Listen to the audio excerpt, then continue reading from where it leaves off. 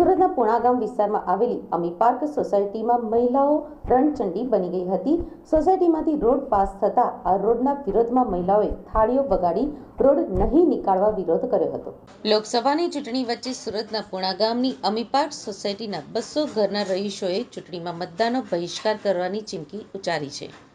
સોસાયટીના રહીશોની મુખ્ય માંગ એ છે કે સોસાયટીમાં અચાનક પાસ થયેલો રોડ, જેના કારણે તમામ સ્થાનિકો ભારે રોષે ભરાયા હતા।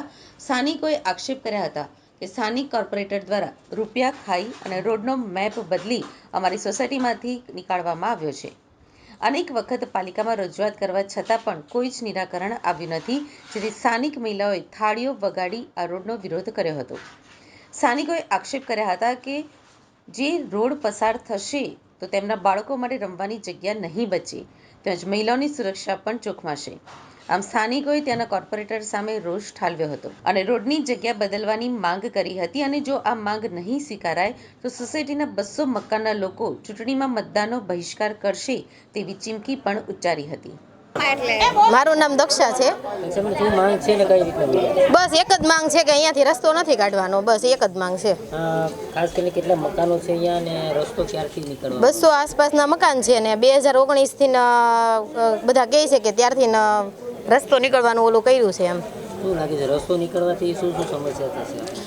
જો તો પહેલાં તો એ કે બાળકો ન રમી શકે ને સ્ત્રીની જે સુરક્ષા હોય ને એ જ ન રહી શકે, કેમ કે રસ્તો હોય ત્યારે રાતે 12 વાગે કોઈ નીકળે, 1 વાગે નીકળે, આપણે એને કોઈ ના ન પાડી શકીએ। એટલા માટે સ્ત્રીની સુરક્ષા પહેલાં અને બાળકોને રમવાનું, ખાસ આ 2 વસ્તુ નહીં। સોસાયટીમાં ઇમરજન્સી થાય, કોઈ દવાખાનું આવ્યું હોય તો એમ્બ્યુલન્સ કેવી રીતે આવી શકે અને અમારે બહાર નીકળવું હોય તો કેવી રીતે નીકળી શકવી?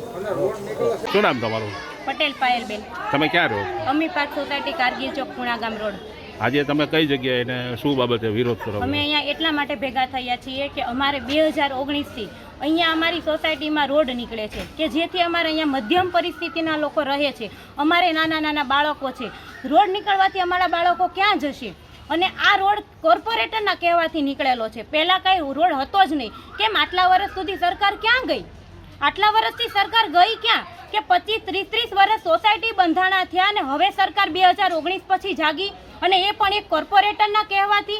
આ રોડ નીકળવાનું કારણ શું છે? કેમ તમને જ્યાં પૈસા મળે છે ત્યાં તમે રોડ અડકાવી દો છો? પહેલાં અમને જ્યાં રોડ નીકળે છે ત્યાં રોડ અમને નકશો બતાવો, ત્યાંનો રોડ બતાવો, પછી આ રોડનું કામ આગળ વધારજો।